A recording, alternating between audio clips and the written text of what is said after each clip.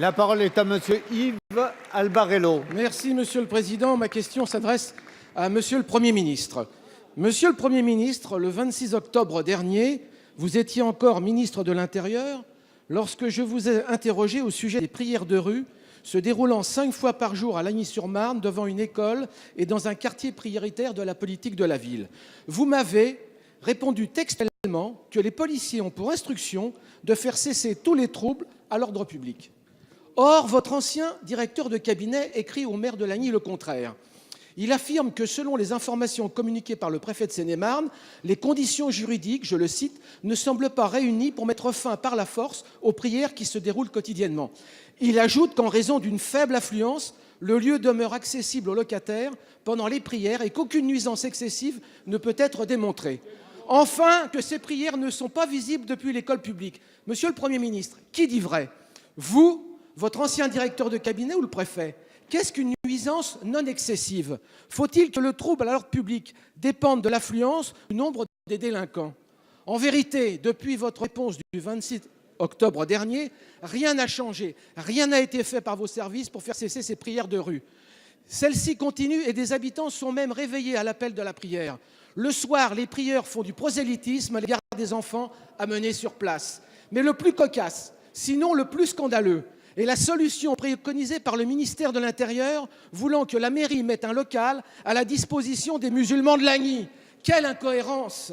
Il y a 1 an, vous fermez la mosquée de Lagny et aujourd'hui, vos collaborateurs demandent l'affectation d'un local à prière. On marche sur la tête.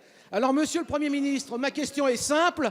Quand ferez-vous cesser définitivement ces prières de rue à Lagny? Peut-être que vos nouvelles fonctions vous permettront d'être plus efficaces. La parole est à monsieur le ministre de l'Intérieur, Bruno Le Roux.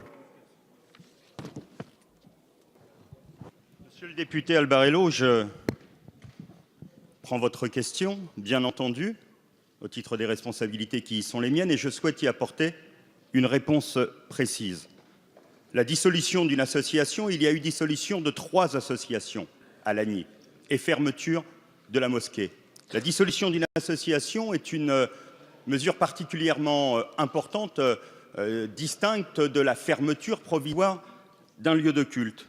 Comme l'a reconnu le Conseil d'État, la situation de la mosquée de Lagny présentait bien ce caractère de gravité, puisque l'on continuait en 2016 à propager l'idéologie de l'ancien imam Mohamed Hamoumi, parti en Égypte en 2014, consistant à rejeter les valeurs de la République et à prôner le djihad armé.